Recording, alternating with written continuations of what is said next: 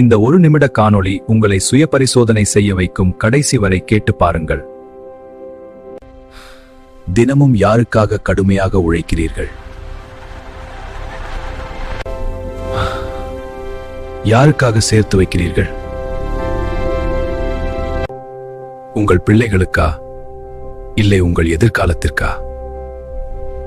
உங்கள் பிள்ளைகளின் எதிர்காலமும் உங்கள் எதிர்காலமும் உங்கள் ஆரோக்கியத்தில் தான் இருக்கிறது.